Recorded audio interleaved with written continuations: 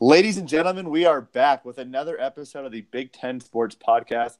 And I know you all are very excited to listen to us, especially you, Logan. I appreciate your support continually. My name is Andrew Wade. I'm one of your co hosts, and I'm joined here by Ryan Thielen, one of the fans of Nebraska, the Nebraska Cornhuskers, one of the worst teams in college football, but steadily on the rise. Ryan, how are you doing today? That was completely unnecessary. Nebraska's won three of their last four games, so I don't think you can call them one of the worst teams anymore. I'm good, but it's really early. That's fair. Yeah, it is. We are recording this at 6:45 a.m. Mountain Time and 7:45 a.m. Central Time. Ryan is in Central Time, where most humans are actually up at this point. So I don't know if you could call that early, Ryan, but I'll give it to you. Fine. Just a heads up for the 10 people who might be listening to this. If you hear some dogs barking in the background, it's because I'm currently in a hotel and my dog is crazy. So that's fun. But we'll get started pretty quickly. We have three awesome segments for you today. We're going to be talking about our betting from last week, how bad we did, or at least how bad I did, giving you a recap of the games, quickly touch on Kansas, and then jump into the games for next week and kind of what our predictions are. So jumping into the betting, Ryan, this was definitely my worst week of the season. And I mean, it was a bad week in general. Iowa lost Northwestern. And then I felt like I was so close to winning a lot of bets and just couldn't pull it off. I was off by like 1 or 2 points in every single game. And it was very frustrating. I went 2-5. You went 4-3 and closed the gap a little bit, but I still got a 4-game lead on you. Just not a very good weekend for me. Yeah, 2 more weeks like this, and I'll win. But yeah, there were a few close ones. I think Michigan and Rutgers was always going to be a tough one with a 39-point spread. And I watched the end of that, and if Michigan actually cared, they would have covered. But you don't need to beat Rutgers by more than 35, I suppose. But I don't know. It was a decent week for me. I don't understand why we both keep picking Wisconsin, though. They're literally 2-8 against the spread now this season, and have just Yeah, disappointed like literally everyone. it's pathetic, man. This team is I not know. good. I know, but I can't figure out why. Like they don't have a quarterback, that's why, but everything else is supposed to be good, and they just can't figure it out. And it's not like, I mean, I will say Alex Hornibrook, I think they're kind of showing Alex Hornibrook isn't as bad as people say, but he's not like a all-star or a stud. It's not like they were super reliant on him to begin with. So having him out, they're still running the ball for a ton of yards. I mean, Jonathan Taylor had 200 yards last game. Yeah, but he has 200 yards every week, and then I think like what we did see is Hornibrook is the best option there right now. Like Cohen on their last drive literally just took his first read, tried to force it in, and couldn't complete a pass. Like I can't remember, but I think a penalty was the only way they got any yards. That's rough. Oh, man. Yeah. I mean, this kind of sucks, for at least for me. It's frustrating to see Wisconsin suck because that's usually kind of the big hurdle in front of Iowa's way. Um, but then Northwestern took advantage of it, and now we have a game that's going to feature Northwestern versus either Michigan or Ohio State in the Big Ten Championship. Not exactly what anyone ever wants to see. No, the crazy part. So Northwestern didn't win a single out of conference game, and they're going to play for the Big Ten championship. I don't know if that says more about how West is, or just that Northwestern had a bad start to the season, but it doesn't look good. Yeah, I don't understand it. I mean, good for them. Whatever. They They find a are, way to win, man. man. They're a team of They are like a destiny. team of like a team. They are a team of destiny. Like they shouldn't be winning any of these games. They should have lost to Nebraska. They should have lost to Iowa. I don't understand how they're doing this, but I mean they don't make mistakes. They're the least penalized team in I think the entire country. And if you don't make mistakes and other teams do, you're gonna have a chance. Yeah, I mean, we can. That's actually the first game on the recap. So I want to touch on that a little bit more. So jumping into the games, Northwestern did beat Iowa 14-10. They clinched the Big Ten West title, and Isaiah Bowser gashed Iowa's run defense. But I think to jump back to your point, they're a team of there are some things that happened in that game that I do not understand. First, Isaiah Bowser had a touchdown run to put Northwestern up 7-3. The big thing there was 3 plays before that, he fumbled the ball, but the refs blew the whistle before he was down by contact, and the ball was actually out. So that and the Hawks recovered it, so that sucked. And then they had a pass interference that wasn't a pass interference, and then he ran for 35 yards. And then they had a beautiful catch in the end zone. And then That on the was last, beautiful. that was a nice catch. I wasn't even mad. I was just like, well, this Skowronek, will, he just laid yeah, out for that was one of the better touchdown passes I've seen all year. Like that catch was incredible. yeah. Like I can't even be mad about that. I was like, well, this what happened to Iowa. And then to wrap it up, we were texting back and forth, and you're like, they still have a chance. I know you're just being a facetious dick, but I was still mad that Iowa fumbled twice. They haven't fumbled and lost the ball since last year, and then they do it on back-to-back possessions and not even that hard of hits. So this team, man, No, the last Northwestern. one, the guy like grazed the ball and it just fell out of the like. Who? What's the Iowa running back's last name again? I think the one who fumbled in the last play was Ivory Kelly Martin. Yep, the guy with two names. Yeah, it didn't Yep. even look like he got hit hard at all, and the ball just like squirts out of his arm, and Northwestern recovers it. I don't understand, but good Yeah. for them. Yeah. I mean, kudos. Nice job, Northwestern. Whatever. Just frustrating. I mean, at least we don't know any Northwestern fans. We don't got to worry about anyone bragging. Like all of our No, I teams think, suck, so everyone's mad. dude, I think the worst part about it for the Big Ten though is you're gonna have a Northwestern team. Let's say they go in at 7-5. Michigan can beat Northwestern by 10 points, but what happens if Georgia beats Alabama? Like, because they're not going to play a real like challenging team in the Big Ten championship if that's how it plays out. Yeah, I just can't see them leaving Michigan out. If Alabama loses, I can't see them leaving Alabama out, and you have to put Georgia in if that happens. Yeah, I think that's a fair point. You also have to think about Notre Dame. Like, what do they do with Notre Dame? Even though Notre Dame beat Michigan, they beat Michigan early in the season. I don't know. It'll be Yeah, they're interesting. But I will say this: the likelihood of Georgia beating Alabama is slim. So slim, but it's I don't know. possible. I agree. Just like it's possible that Northwestern beats Michigan, and this situation doesn't even matter. Yeah, Actually, that's that's less probably more likely though. likely. No, I I think disagree. Northwestern beating Michigan is more likely than Georgia beating Alabama. No, I don't. Well, first Michigan has to beat Ohio State, so let's get there first. Fair enough. All right, the next game on our from last week is Michigan versus Purdue, and Purdue continued their very up and down season. Minnesota torched them. They held DJ Knox, Rondell Moore, and David Blah in check.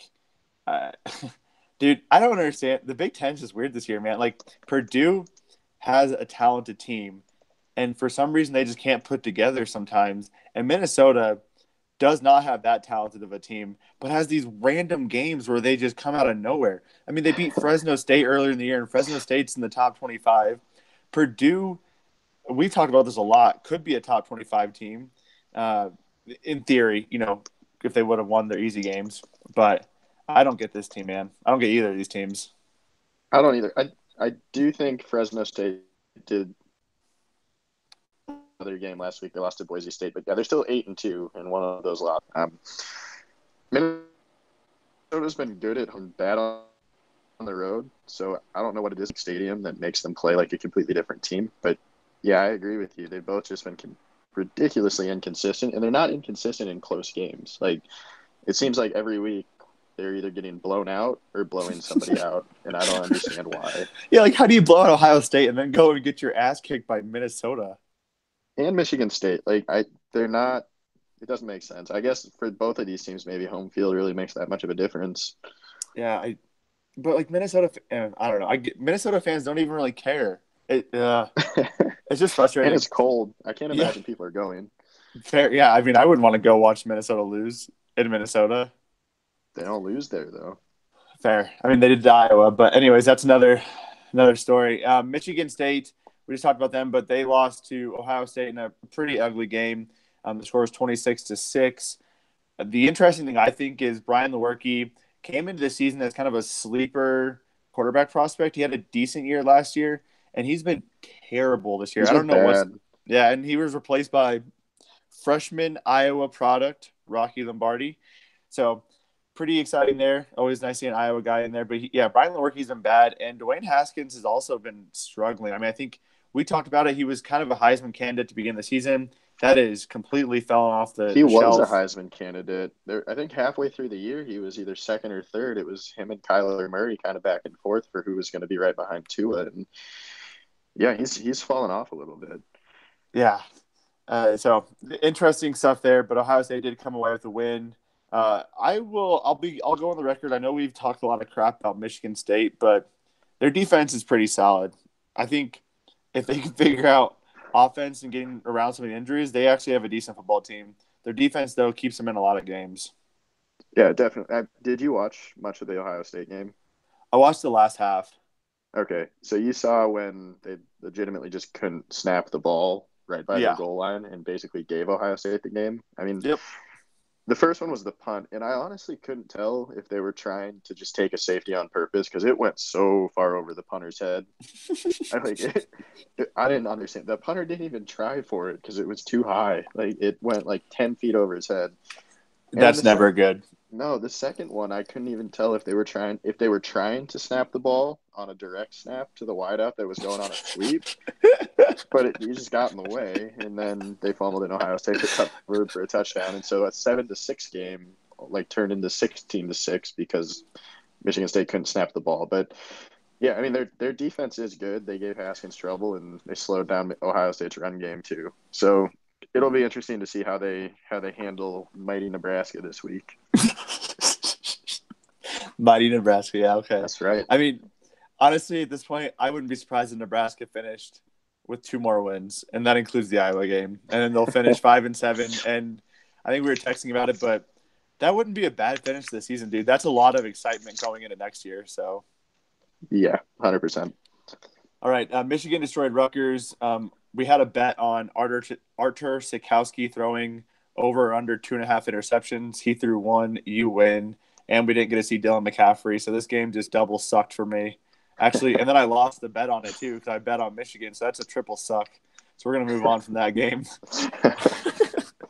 Just terrible all around. Yeah, And then, couldn't have said it better. yeah, Indiana beat Maryland 34-32. Maryland had 353 yards on the ground and still didn't win. I don't really have much to say about this game. I did not watch this game. I didn't feel like it'd be very entertaining.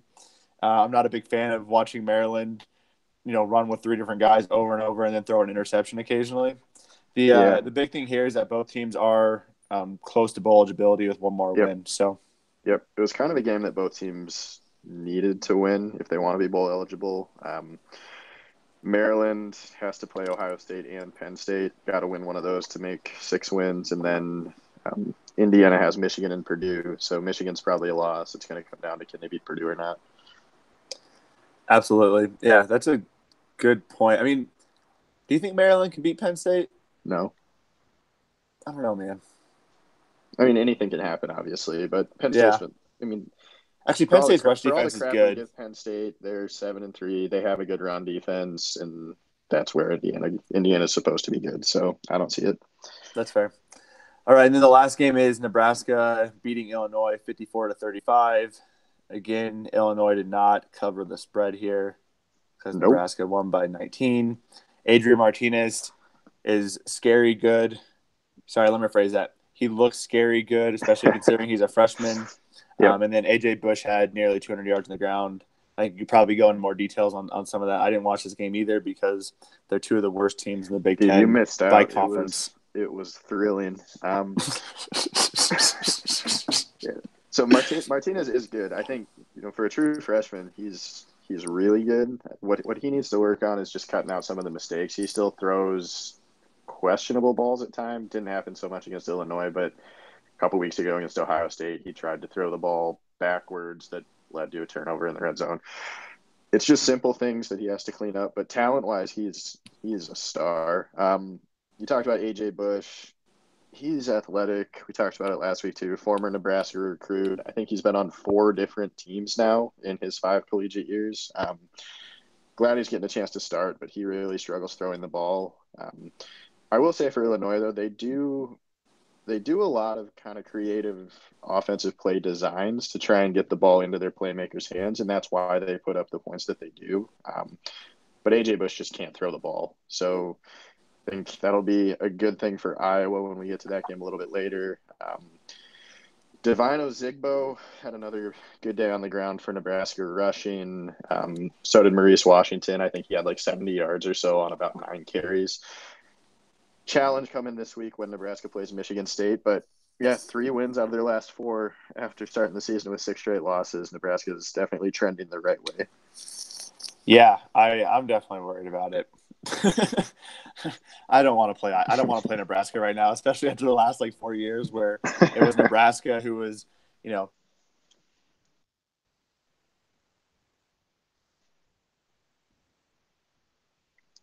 Hey, bud, I think you're muted again. Yep, sorry, I just had a phone call and had to decline that.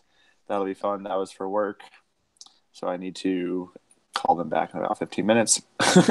All right. So jumping into the segments, we only have one really. I think the mascot thing and the draft thing were just really frustrating for me, so I just took them out. They're also taking up a lot of time. Kansas Watch is dead. They fell to Kansas State 21-17, so I owe a lot of people beer. That also sucks. Not a big fan of that. Anything you want to say on the Kansas stuff? No, just I told you so. They were never a 6-win team. They were a 6-win team. If they just wouldn't have That's fired their coach and lost 7 games, they would have been a 6-win team. no. All right.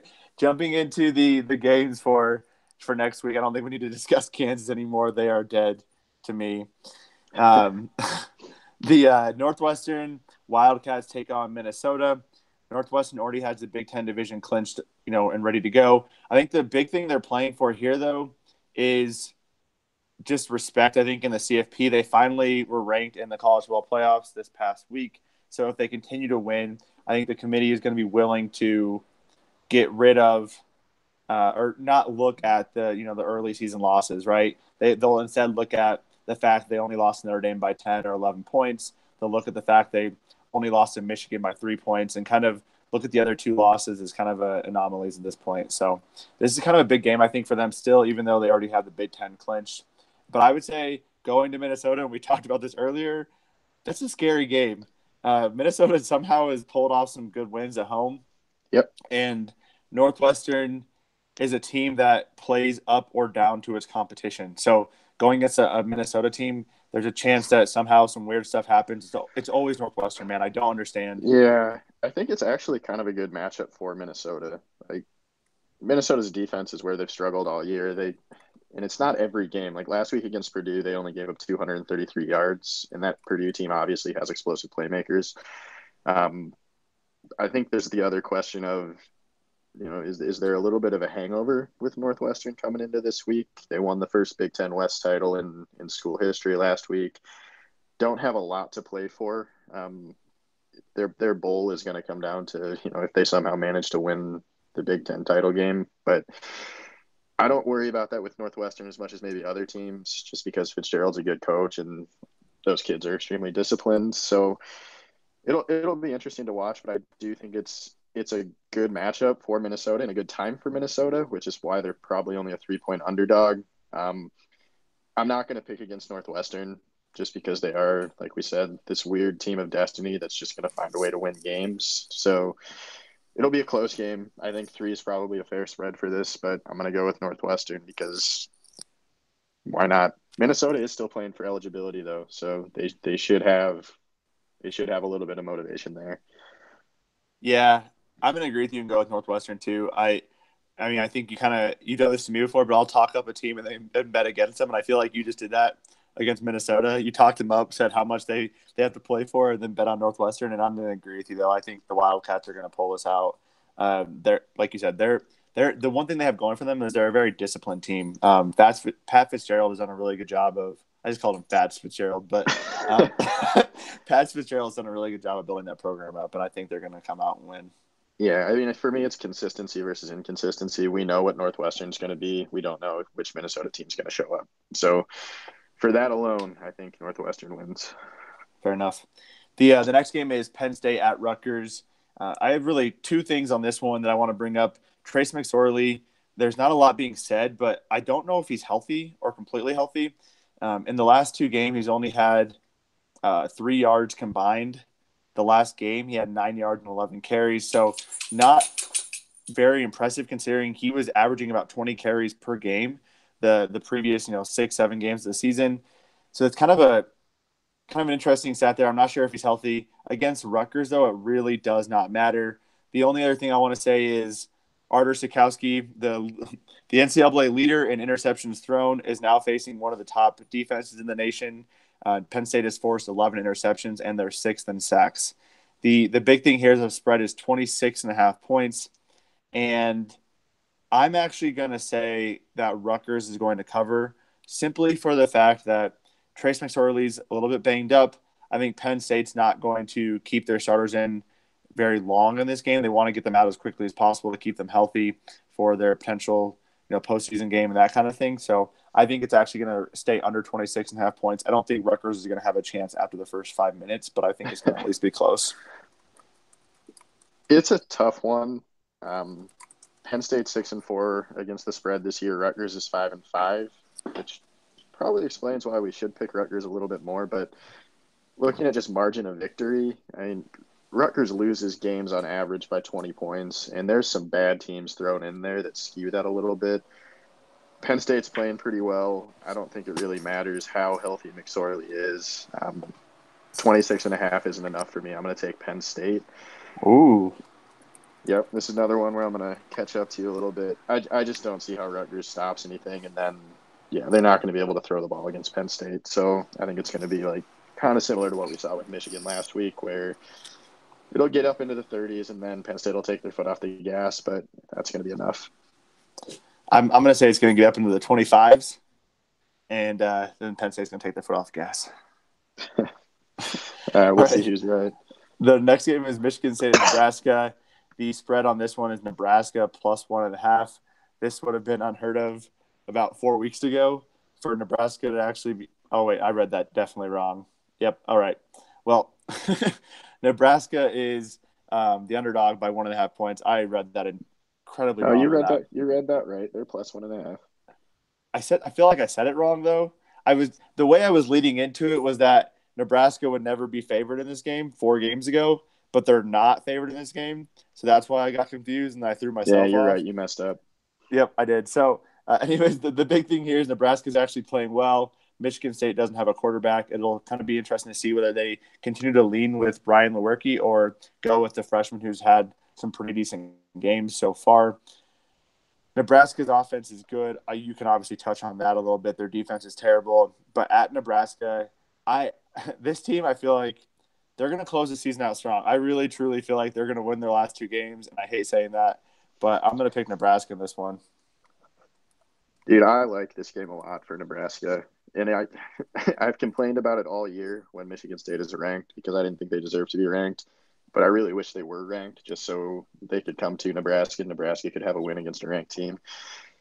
I'm confident on this one. I mean, Nebraska's secondary is getting better. They're starting to force turnovers. They had 2 more interceptions last week. I know Bush isn't a great quarterback, but Lewerke's not either. He has 8 touchdowns and 9 picks this year. That's nothing to scare anybody.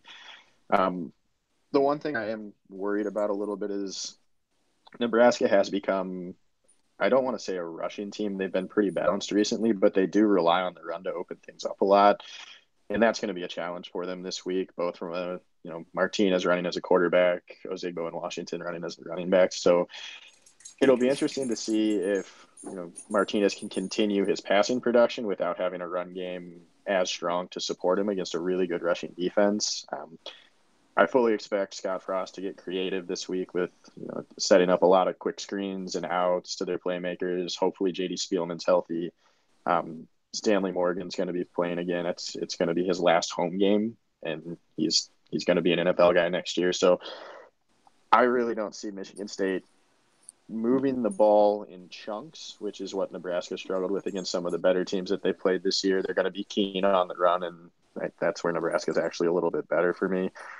1.5 Nebraska's getting. I think Nebraska's going to win the game, so I'm obviously going to take Nebraska. But it'll be an interesting game to watch just because this is another one where it's matchups against groups. So it's going to be Michigan State's rushing offense against Nebraska's rushing defense, and it's going to be Nebraska's passing offense against Michigan State's pass defense. And whoever wins those matchups is going to win the game, and it's going to be Nebraska. I feel you. I agree with that 100%. I actually might try to watch that game. I have nothing else to do on Saturday anyway, so. Okay, right. The Ohio State Buckeyes are taking on the Maryland Terrapins. We did not put any notes in this for a couple reasons. One, Ohio State's going to win. It's just a matter of do we think they're going to win by 17 or not. And two, we wanted to try to keep this relatively short compared to all of our other episodes, which end up going into 50 minutes. I still feel like this might end up going into 50 minutes, but for today's purposes, I'm saying Ohio State's going to win by more than 17. They need to pick it up. I think the Michigan State game was a good win, although I think it was more on Michigan State not doing very well in pretty much anything. But I do believe that Urban Meyer is getting this team ready to face off against Michigan in the best game in the Big Ten this year. So I'm taking Ohio State by more than 17. He wants to get this team going. I'm just not confident with what Ohio State's been doing the last couple of weeks, and one of the things that they've seemingly been trying to do is establish the run a little bit more. Maryland's rush defense, I think, gives up like 160 yards a game, which isn't terrible. I think 17 is a little bit too much, just considering the game's at Maryland. Ohio State's had another little bit of controversy this week with what seems to be a false report of Zach Smith saying some racially charged things. I think 17 is too much. I'm going to go with Maryland at home. Ohio State, yeah, they're going to win the game, but 17 is a lot to be giving up when they haven't been playing very well the last couple of weeks. That's fair. Did you see well, you don't have Twitter, but dude, Zach Smith is freaking psychotic. I follow him on Twitter just because the crap he posts is absurd.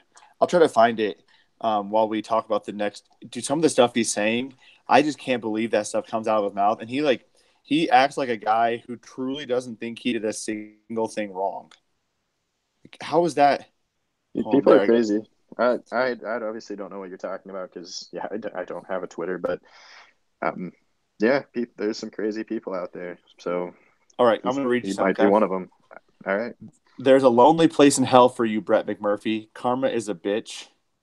Let me try to find some of the stuff. To be fair, like if the report that McMurphy published is actually false, like I would be pretty upset too. That's fair. All right, I'll give you that. Let me see if I can find some more stuff. He retweets a lot of stuff. Okay.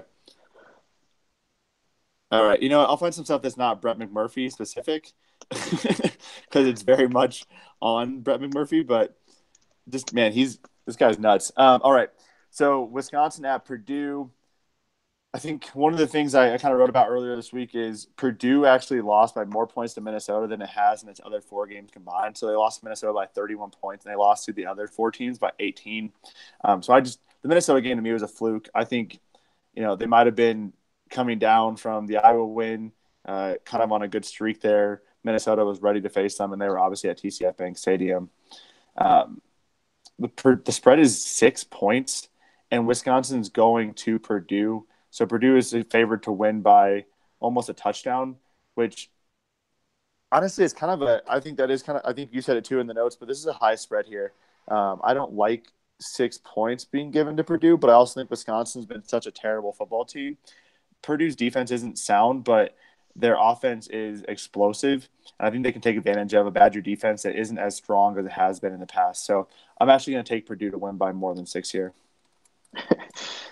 Yeah, what does it say about Wisconsin that a Purdue team that just lost by 31 points at Minnesota is favored 6 points over Wisconsin? Like, the season went downhill quick, man. How far Wisconsin has fallen since the start of the season. They were a top 5 team in the country to start the season, and now they're 6-4 and 4-3 in a weak Big Ten West. Like, it's got to be depressing for like all the Wisconsin fans in the world because they lost 1 game last year, and now they're talking about can we keep it close against Purdue? Like,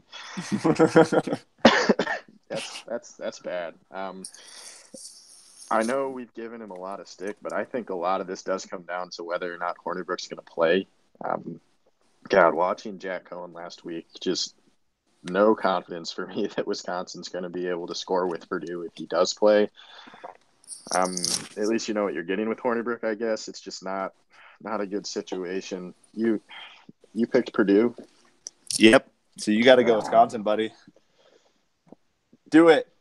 Fine. I'm going to take Wisconsin just because I have to pick against you. Like, it's another game that at that spread, I think it's a pick 'em, and 6 maybe is a little bit too much. So, all right, let's go Badgers. All right. The next game is Iowa at Illinois. Illinois is the underdog by 16 points.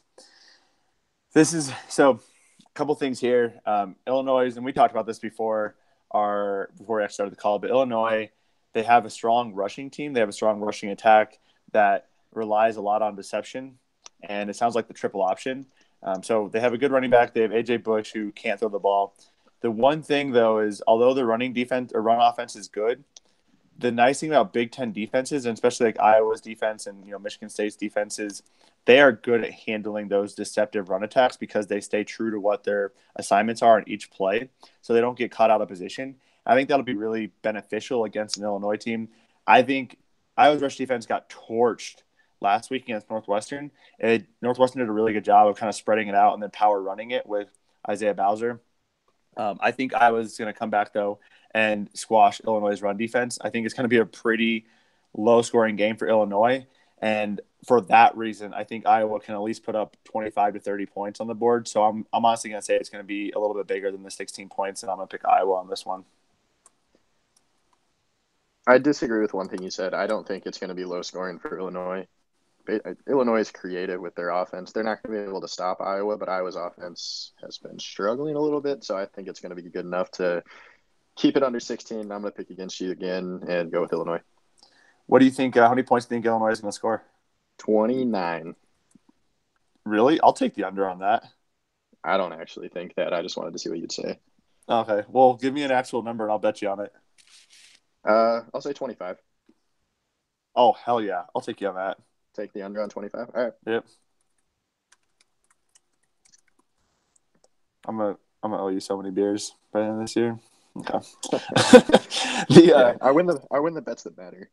Yeah, the ones that give you stuff. I still stay true to the fact that I think we made a bet on who wins the overall betting, but obviously you have a convenient memory that forgets that. So, jumping into the last game, Indiana at Michigan. Indiana's still in the hunt for bowlability. They're sitting at 5-5 right now.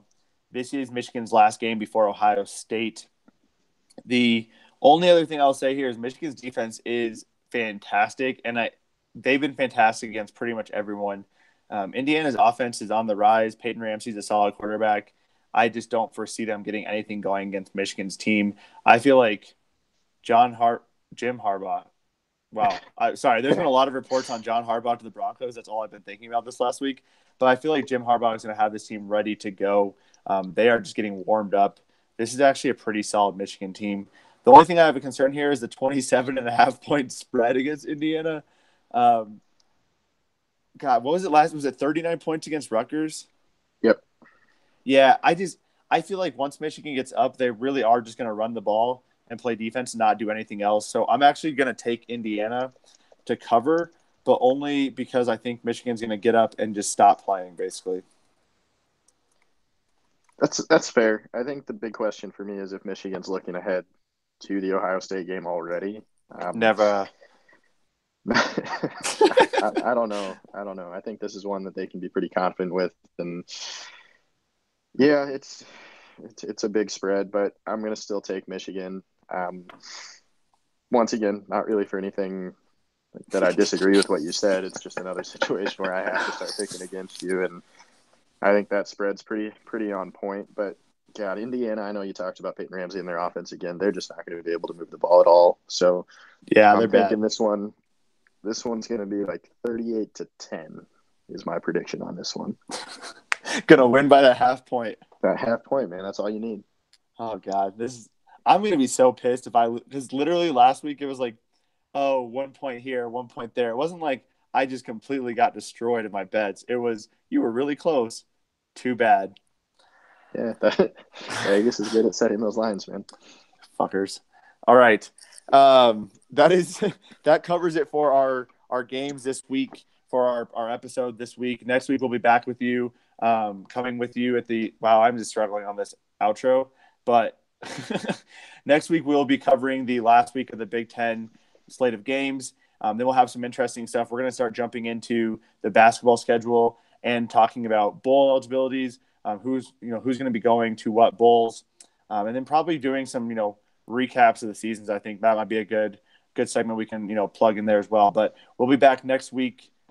Actually, shoot, dude, I'm gone all next week. We'll figure it out. All right, we will figure it out Real, next week. Maybe we'll have a solo podcast with Ryan.